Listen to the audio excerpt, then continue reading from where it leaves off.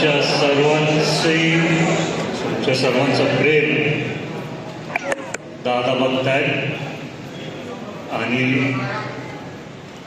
त्यांना माहिती आहे मी आज पण जिथं गारपीट झाल्या, ज्या शेती खराब झाल्या तिथं गेलो, त्या शेतकऱ्यांना भेटलो.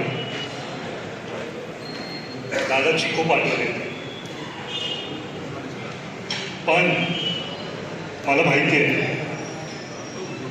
ही बारामती, सगळे बारामतीकर नुसतेच दादांचे आणि दादा सारखं बोलायचे ते आहे कारण तुम्ही आहात म्हणून महाराष्ट्र आहे.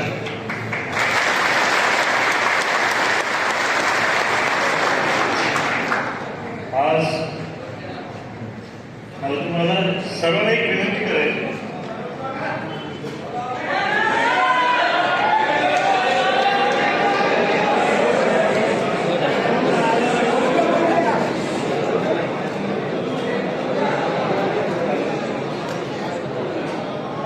तारखेला पोरं लढू शकतो.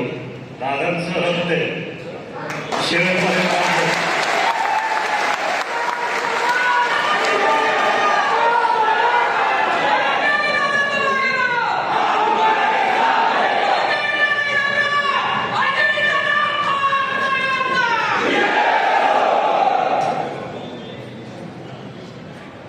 कुटुंबच्या समोर रडणार कुठे रडणार. तर मला आपल्या सर्वांना विनंती करायची. मी आज पण पत्रकारांनी मला प्रश्न विचारले, मला तुम्हाला काय वाटतं की विरोधकांनी ही निवडणूक लढायला पाहिजे का? लोकसभेत पण मी बोलत आलोय, विधानसभेत पण बोलतोय. दादा आपल्यात नसते पण आपल्या उद्योगामध्ये आहेत. त्यांनी सगळे गुण आपल्या सर्वांमध्ये आहेत. त्याच्यामुळे मी त्यांना बोललो सगळ्यांना लढायचा अधिकार आहे. पण बारामतीकरांनी ठरवलेलं आहे, आधी पण ठरवलेलं, आता पण ठरवणार, भविष्यात पण ठरवणार. कारण अनेक वर्षापासून दिसत आहे त्या दादांमुळे, पवारसाहेबांमुळे. हे मला माहिती आहे सगळ्या निवडणुकीत पुन्हा पवार कुटुंबाचा उल्लेख केला. याआधी पण ज्या आधी भविष्यात पण ते करत जाईल. कारण सगळ्याच पवार कुटुंबातल्या सदस्यांनी बारामतीच्या सगळ्याच कुटुंबातल्या सदस्यांनी एकत्रित होऊन काम केलं. राजेंद्र काका असू द्या, सुप्रियाताई असू द्या, पवारसाहेब आहेत, श्रीनिवास काका असू द्या, दादांचं तर सगळ्यांना कायमच दिसत आले आजपर्यंत, सुरेंद्रवाहिनी असू द्या. त्यातल्या त्यात तुम्हाला सगळ्यांना एक सांगू इच्छितो की आमच्या पिढीतल्या म्हणजे गोविंदाला मी आमच्या पिढीतला मीच होतो पहिल्यांदा प्रचार केला 2014 मध्ये. तेव्हा त्या काळात पण छोटा होता दादांनी, त्यांना दादाला तरी वाटतच होतं की मी एवढं चांगलं भाषण देईल. त्याच्यामुळे दुर्दैव येईल की ते माझं दादांच्या समोर शेवटचं भाषण होतं. पण मला मनात कुठेतरी चांगलं वाटतं की दादाने जेव्हा तो उल्लेख केला, हसत उल्लेख केला की माझ्या जयंतीला भाषण देत आहे. माझा मुद्दा काय की पवार कुटुंबाचे सदस्य कधी आधी आले, मध्ये आले, तशी एक गेली.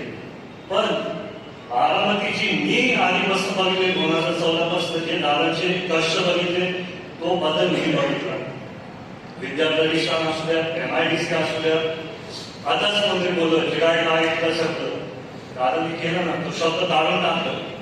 दादांचं कर्तव्य, दादांचं कामाची पद्धत. आज पण जेव्हा मी सगळ्या शेती करत होतो तिथं नुकसान झालं,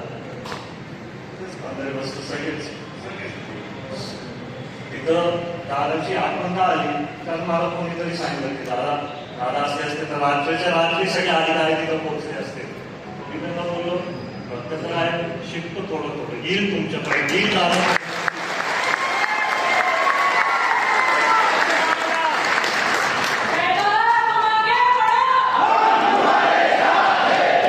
आज तर मला एक व्हिडिओ दाखवायचा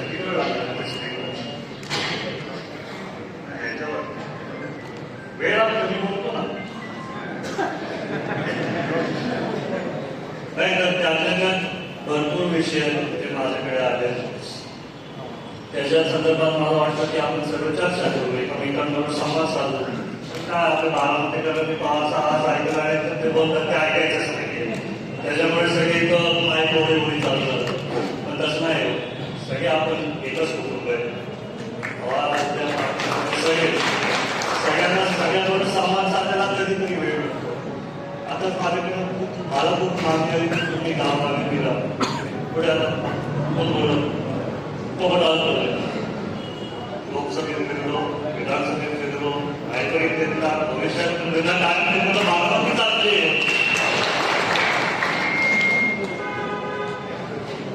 विकास कामं तर मी आज बघितली आचारसंहिता चालत म्हणजे जास्त बोलू नाही शकत, पण भरपूर कामांचे योग्य कामं योग्य पद्धतीने चालू आहेत. निधी तिथं चालू आहे.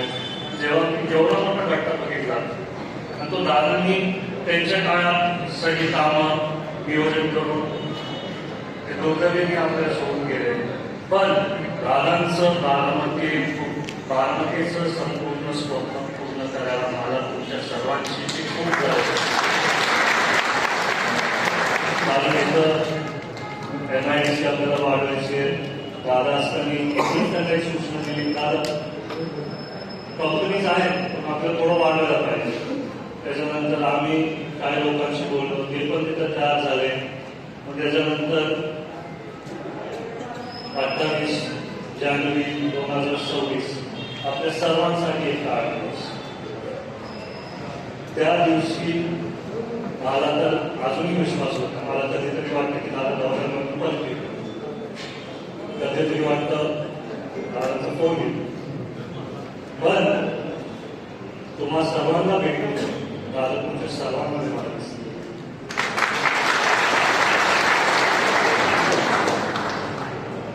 मला त्या पत्रकारांनी विचारलं की तुम्ही पत्रकार परिषद देणार होता, त्याच्या संदर्भात काय झालं. मला तुम्हाला सांगायचं तुम्ही माझे CIDने माझं रक्त घेतलं, DNA चेक करायला. CID अधिकाऱ्यांसाठी बरोबर मी कायम संवाद साधला. ज्या दिवशी दुर्घटना झाली की आपल्या DYSPला सांगितलं काहीही करून, सचिन पवार येते, सचिन पवार मी सांगत होतो काहीही करून मला ती ब्लॅक बॉक्स नवीन पाहिजे. दोन्ही ब्लॅक बॉक्स मिळाले, दोन्ही ब्लॅक बॉक्सचे फोटो आपल्याकडे. पण कारवाई होऊ द्या, आवाज येऊ द्या. पण नंतर एकदा पूर्ण भागावरती आपण बोलू. त्यांना मी बोललो माझ्या मुद्द्यावरती ते बोलतात, मी स्वतःच सांगितले तर मी परत जाऊन तेच बोलायचं. आपण पुढे गेलो, आपण नवीन मुद्दे मांडायला पाहिजे, खरे मुद्दे मांडायला पाहिजे. आता अपघात का घातपात मला माहित नाही. ज्या लोकांनी तो व्हिडिओ बघितला त्यांच्या सगळ्यांच्या मनात शंका आहे, हे असं होऊ शकत नाही, आपल्या सगळ्यांना माहिती. त्याच्या मी पण तो एक व्हिडिओ टाकला रोहित मला झोपलेला, तिथं पण मी लिहिलं. मला याच्यावरती आठवतं जोपर्यंत कुठली कारवाई होत नाही तोपर्यंत त्यांना अटक करून द्या. तुम्हाला माहिती आहे जर एक बिल्डिंग पडली, त्याच्या बिल्डिंग मध्ये स्लॅब पडला, त्याच्या कामगारांना नाही तर इंजिनियर काय होतं, डायरेक्ट माल होतं. कुठल्या तरी रेस्टॉरंटमध्ये नाही तर कुठेतरी आग लागली, ते आता मुळात काहीतरी झालं, ते पण मार्गाने गाडलं पण उचलणार तुम्ही. सर मला कुठेतरी वाटतं या कारणात तिथं का ते नोंदणी करायला लागले.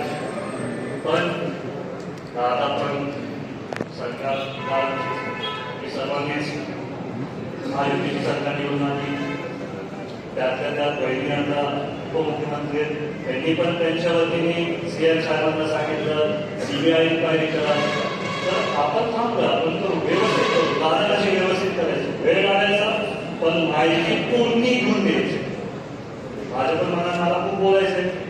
मी पत्रकारांना बोललो फायनल अहवाल येऊ द्या, त्याच्यानंतर माझ्याकडे खूप काय काय जे आहे जे समोर ज्याच्यानी इन्व्हेस्टिगेशन अधिकारी नाही तर ज्या लोकांना मदत होईल. काय काय वेळेस काय होतं माहिती का, जर एक नुकसान झाले तर ऑलरेडी माहिती मीटिंगमध्ये होत आहे आपण गेलो. आता 26-17 मध्ये काय झालं ते तिकडं आम्हाला टॅरेस गोष्ट आहे, कारण काय आपले पत्रकार सगळ्याला लागेल हे दुसरे तिथं ते दुसरे, त्याच्याने सगळे तपास यंत्रणाला धक्का बसतो. त्याच्यामुळे मी नाही बोलतो माहिती आहे, पण थोडं तपास यंत्रणा त्यांच्या हिशोबाने व्यवस्थित कारवाई मला माहिती